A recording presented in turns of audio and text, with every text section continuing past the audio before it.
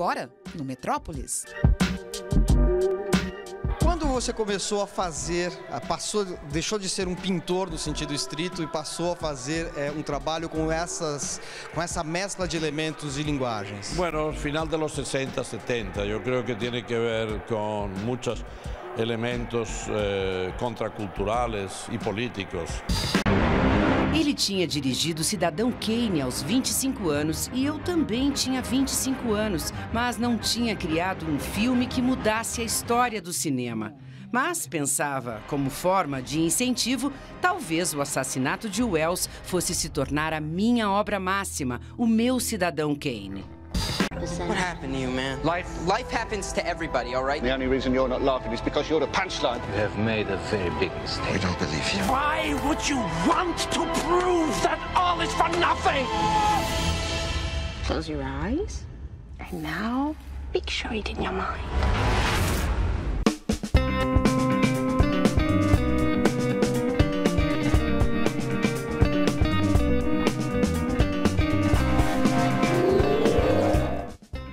Olá, boa noite, bem-vindos ao Metrópolis. O espanhol Antoni Muntadas está de volta a São Paulo com a individual Baixa a Bola. O artista multimídia foca a série de trabalhos no futebol, sempre observando de maneira crítica a imprensa, escrita e audiovisual. E a Copa do Mundo não ficou de fora da pauta do artista, e nem do Manuel da Costa Pinto. Estamos aqui visitando a sua exposição Baixa a Bola, exatamente após um dia de uma derrota catastrófica do Brasil, né? Quer dizer, o título da exposição assume um significado especial aqui, né? Bueno, la vida crea estas paradojas, ¿no? Este trabajo está concebido hace mucho tiempo. Tiene que ver con mi interés de análisis y observación de los estadios proveniendo de los arenas romanas, y este recorrido me llevó a pensar en una frase del diccionario que es baixa bola, que por un lado es yoga raso, yoga baixo, y por el otro lado que decir tranquilo, no te pases, exactamente acalmarse, ser más comedido, ser más prudente. E essas imagens que nós temos aqui atrás de nós são recolhidas de que maneira? Algunas son fotos mías, mis visitas a los estadios. Algunas vienen del media, y media incluyendo revistas y internet. Queda ahí sola un poco la idea de la violencia promovida en la situación de indirectamente per el gioco. Yo creo que el juego como comienza es como una competición lúdica y que se ha ido complicando con el tiempo y se ha ido añadiendo factores culturales, pero también políticos y económicos. E nessa sala aqui ao lado, o que nós temos? São salas é uma sala com imagens, né? Que es una recogida de imágenes de la celebración del gol. La gente marca el gol y se va a una esquina, al córner, a un lugar casi oculto, no va al centro de campo. Se hace como una situación entre medio misteriosa, secreta, dejándolo, no que sea una cosa prohibida, pero como los niños se esconden cuando hay unas acciones públicas. Quando você começou a fazer, deixou de ser um pintor no sentido estrito e passou a fazer um trabalho com essa mescla de elementos e linguagens? Bueno, final de los 60, 70, yo creo que tiene que ver con muchos elementos contraculturales y políticos. Todo hace que el trabajo cultural también se cuestiona, ¿no? El trabajo de producción artística. Pasé de un trabajo más pasivo a un trabajo más activo en un sentido amplio, ¿no? Nós passamos agora para uma outra sala que tem numa parede o título da exposição, Baixa a Bola, e em frente uma série de frases que você recolheu de diversas fontes, né? O que são essas frases?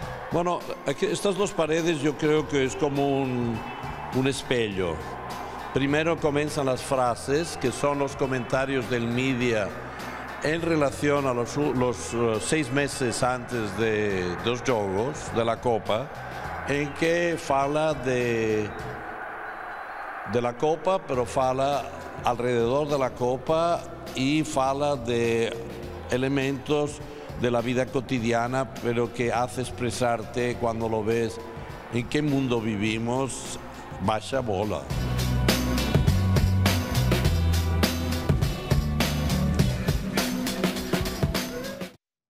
Manuel da Costa Pinto, a reportagem terminou, mas vocês...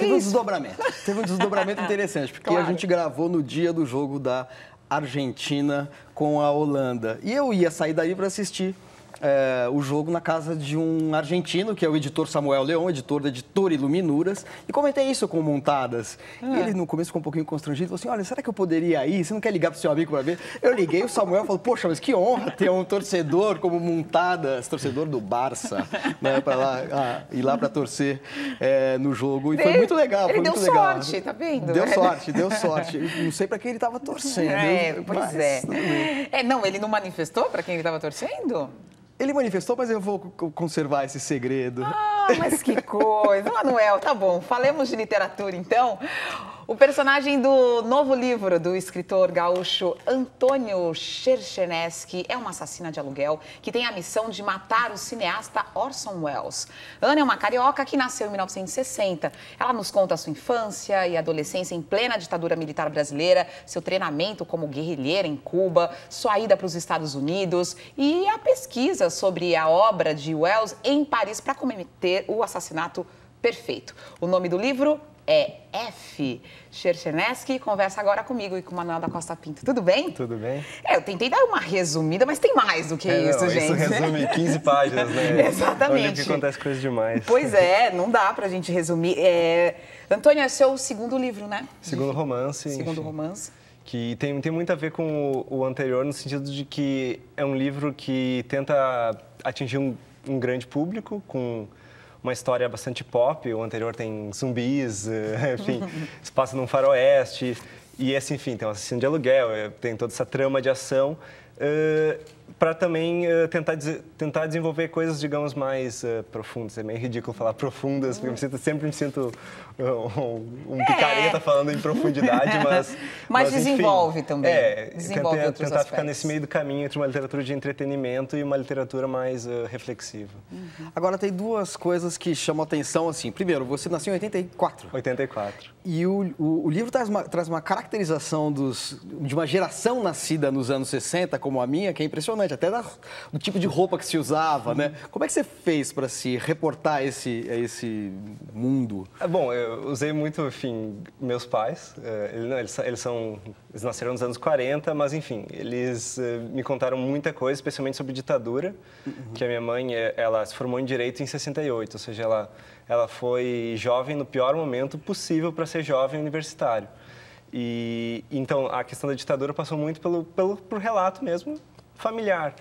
Agora, o resto foi de filmes, músicas e daquele livro que me foi muito útil, aquele Almanac Anos 80. Um super best-seller. Mas até aquelas roupas com cores cítricas aparecem. Isso é uma caracterização que eu vivi nos anos 80, né? Eu vivi isso muito na juventude. A música dos anos 80, que isso também... Isso é o gosto pessoal, tá aí. Aí você... Porque a gente tem aqui jovens como você, a gente tem muitos jovens oitentistas, né? Tipo, essa estética, essa música e tudo mais. Isso já é seu. Não, exatamente. Eu nunca fui um cara do rock. Meus irmãos, eu sou caçula de uma família de 2 irmãos e uma irmã, e todos eram lá muito pelo Nirvana, etc. Eu sempre detestei Nirvana com todas as minhas forças e sempre gostei de bandas muito mais dançantes e alegres do que Nirvana.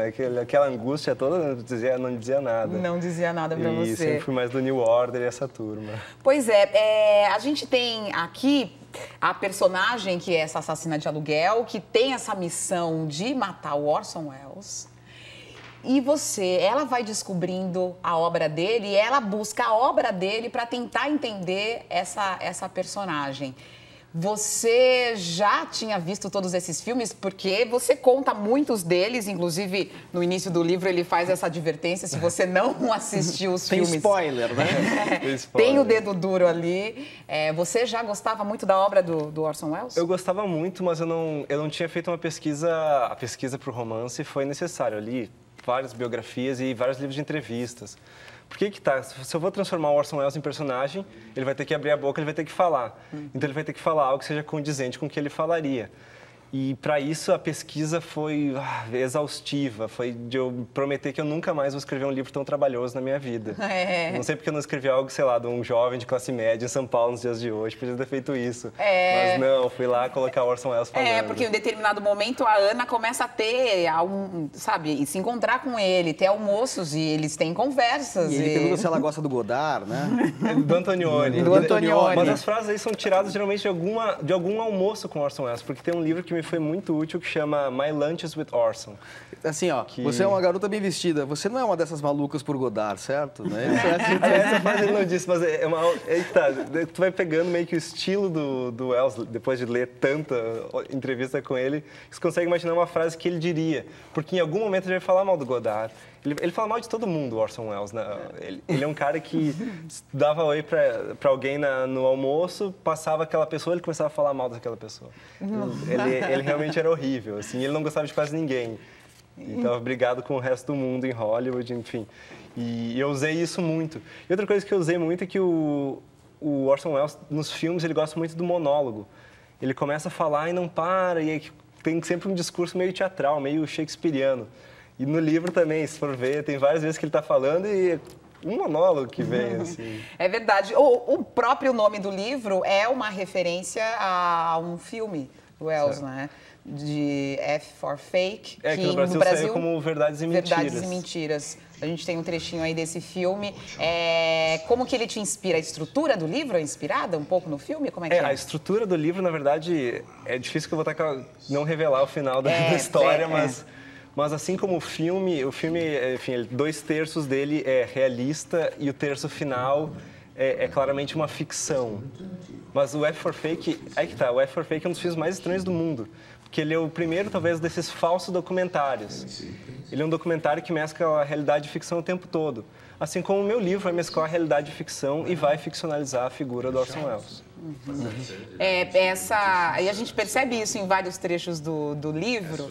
A Ana, por exemplo, ela tem esse questionamento, né? Muito do falso, da ficção, do que é arte, do que não é arte. Ela tem um caderninho que ela vai anotando assim, isso é arte. Não, isso não é arte. Aliás, no comentário ela chama...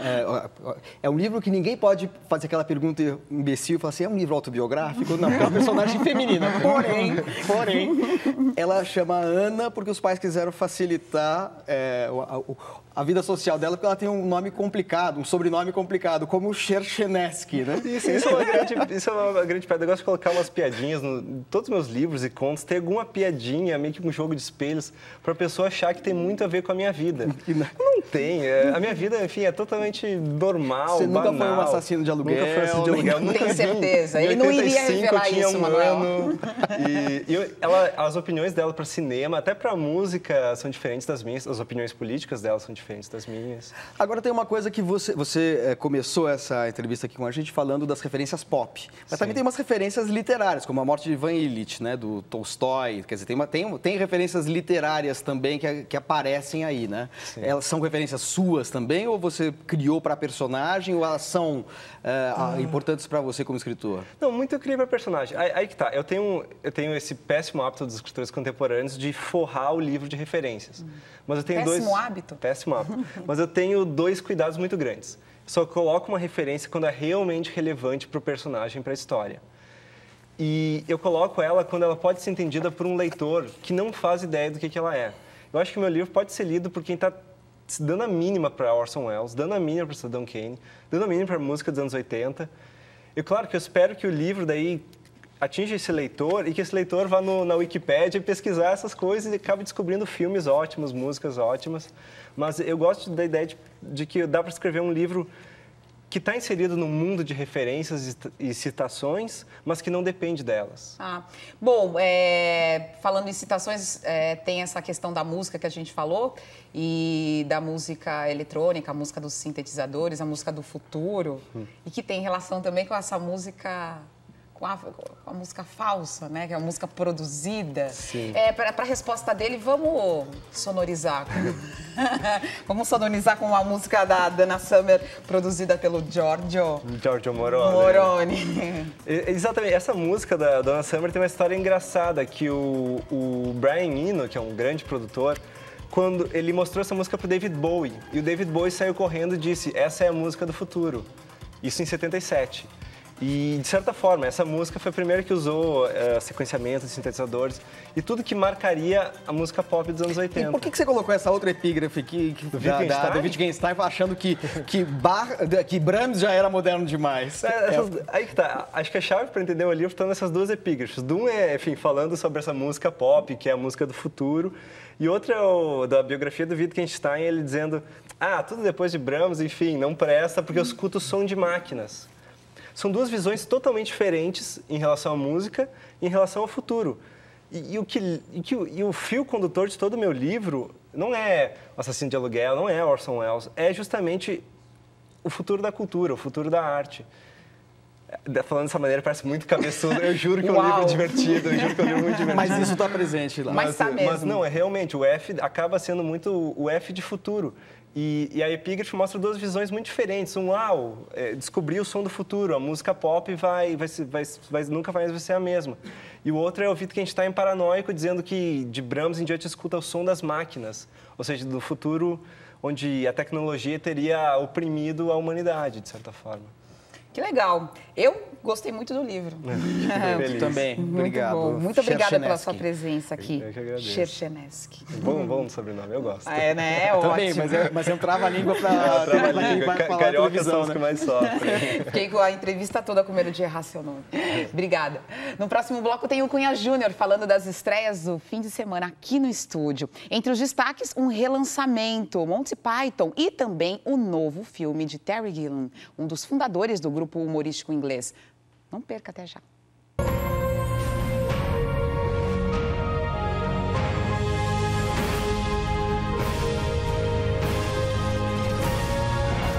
We always wanted to feel a reason for being, the meaning of our life.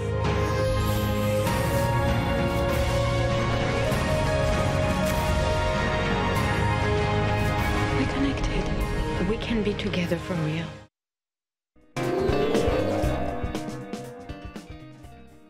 Metrópolis de volta com o cinema, com o Cunha Júnior. Você que está em casa, durante a Copa, você ficou, assim, nos eventos futebolísticos ou você foi a uma sala de cinema? Muita gente foi. Muita gente foi, né, Júnior? Muita gente foi. O pessoal aproveitou porque muitos desses filmes pequenos e bons entraram em cartaz, tiveram a oportunidade de entrar em cartaz, não é? Porque quando, fora esse evento espetacular, Copa e tal, é só blockbuster, então tem pouca chance dos pequenos entrarem, né? Olha agora só, não. Mas no mata-mata parece que o pessoal aí já... não, aí vai ficar mais em casa para assistir os jogos, né? Mata-mata, ai gente, não vamos falar do nosso assassinato, vamos falar de cinema, Cunha Júnior. Amor fora da lei, vamos começar com esse primeiro, que é um filme independente, americano, fez bastante sucesso esse diretor aí que se chama David Lowery, que é assim o queridinho do cinema independente norte-americano. Começamos com esse casal fofo aí, bonitinho, o Casey Affleck, que é o irmão mais jovem do Ben Affleck, né? E a Rooney Mara. Eles vivem perigosamente, é uma espécie assim, de amor bandido. Ele faz pequenos assaltos, mas ela é cúmplice dele. Até que aparece aí, ele vai preso, etc. Mas ele descobre que ela está grávida e ele isenta ela de qualquer responsabilidade a respeito desses assaltos. Né? Então ele fica preso, consegue fugir, depois de 4 anos ele foge, porque ele quer reencontrar esse amor dele, quer conhecer a filha porque ela estava grávida, etc. Só que quando ele chega perto, ele descobre que ela está tendo uma história com um policial. Ah, meu Deus! E ele fugido da cadeia. E sabe o que pode acontecer. acontecer, não é? O filme é cheio de referências explícitas aí, a Bonnie e Clyde e a Terra de Ninguém, do Terrence Malick, mas assim, foi premiado no Festival de Sundance e foi considerado um dos melhores filmes do cinema independente dos Estados Unidos no ano passado. Uau! O tempo está assim, vamos para um daqueles filmes também legais, pequenos, italianos, se chama Viva a Liberdade, que é com aquele ator... Lembra do ano passado o filme A Grande Beleza? Ah, eu lembro. Aquele ator ótimo, pois é ele que faz, um duplo papel, ele é dois gêmeos, né? É uma grande sátira à política italiana, o Tony Servillo, que é o nome desse ator. Ele faz o seguinte, ele faz o Enrico, que é um secretário do partido de oposição na Itália, um provável candidato nas próximas eleições, mas ele entra em crise e desaparece. O que acontece então? Chama o irmão gêmeo dele para entrar no lugar. É um recurso que também já foi utilizado algumas vezes. Bastante. Mas como ele é um ótimo ator, né, já vale a pena aí. O que acontece? Ele é um bipolar, recém-saído de uma clínica psiquiátrica e começa a falar verdade, verdade, verdade e claro que o povo começa a gostar, né? Um cara político começa a falar verdade, verdade, verdade, verdade, verdade. Aí a campanha decola. Com o irmão o irmão gêmeo dele. Tá, o gêmeo. O gêmeo. Bom, depois, né? E depois. Ganhou, foi 12 indicações para o Davide Donatello, que é o Oscar da Itália. Vamos agora para Teorema Zero, ficção científica do Terry Gilliam, que é muito conhecido pelo grupo Monty Python. Né? Fecha a trilogia que ele disse que é a trilogia baseada no George Orwell, que é o autor de 1984, começou com o Brasil, o filme em 1985, depois foi para os 12 Macacos, de 1995, e agora fecha com esse filme em que o Christopher Waltz, que é um ator sensacional, ganhou o Oscar já por Bastardos Inglórios. Cadê o filme? Eu não estou vendo o filme. Cadê o filme? Ah, tá aí, ó. Teorema Zero, eu falei desde o início. Teorema Zero, tá aí. Ficção científica, tem um hacker, o Christopher Waltz faz um hacker, ele é contratado por uma empresa super misteriosa, etc e tal, para ver se consegue descobrir o sentido da vida, que tem tudo a ver com a história seguinte que eu vou falar aí do Monty Python, né? Se ele descobrir, se ele resolver o tal do Teorema Zero, ele vai chegar perto e vai também descobrir que muita coisa não tem sentido. Mas e nem precisa ter. Cunha Júnior, eu vi ali as imagens e é um futuro ali meio retrô, né, parece? É um futuro retrô, distópico, como ele gosta de fazer. É bem típico do Terry Gilliam, né? Desde o Brasil, a marca registrada dele. Uma curiosidade é que o cartaz do filme foi proibido nos Estados Unidos porque aparece um personagem nu de costas. Gente... Imagina. E agora Monty Python, Monty Python que voltou agora recentemente em Londres, está fazendo a última apresentação deles em Londres, que eles chamam de homenagem pré-póstuma. E aí nós estamos vendo, é um filme que na verdade está voltando ao cartaz, é um filme de 1983, foi o último filme de Monty Python, que é esse grupo super engraçado, que fez muito sucesso na televisão e com 3 filmes, né, que foi o Cálice Sagrado e A Vida de Brian, além desse filme aí. Esse filme, O Sentido da Vida, então são esquetes sobre os estágios da vida, desde o nascimento até a morte, com aquela marca registrada do Monty Python, que é o bom humor e pura ironia o tempo inteiro. Tá aí, então, bons filmes para se assistir nesse final de semana aí, para quem não quiser ficar muito triste, né, com os resultados do futebol. Não, mas tudo bem, já estamos superando isso. Cunha Júnior, vamos falar de outra coisa. Você viu que você me desconcentrou, fiquei desconcentrada. Não, pelo menos tem boas coisas para se ver no fim de semana. Tá certo. Então, gente, antes do intervalo, Cunha Júnior, então dá mais uma dica aí, vai, por favor, para os cinéfilos, que eu estou desconcentrada. Tá certo. Olha lá, começou hoje no Centro Cultural Banco do Brasil uma retrospectiva completa dos filmes do Fritz Lang, que é um dos maiores nomes do expressionismo alemão. A Marina até deu, não é? Uma dica. Deu, é verdade. Uma dica do Fritz Lang no último domingo. Todos os filmes serão exibidos em película. Sensacional, então é imperdível. Então veja um trecho do clássico Metrópolis. Amém. E a gente volta depois, daqui a pouquinho.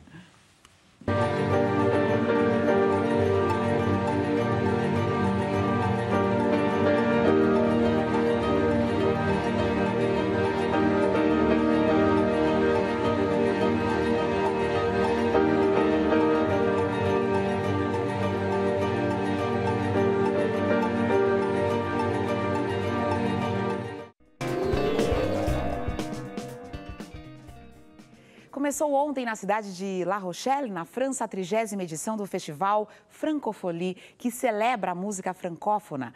O evento vai até a próxima segunda. E a gente encerra o programa de hoje com alguns momentos da abertura. Tem artistas como Omar Sy, Noé Leroy e o ex-tenista Yannick Noah. O Metrópolis volta domingo. A gente espera por você. Boa noite. Mais le seul qui est tenu à coup, qui n'est jamais viré de bas, mais viré de bas.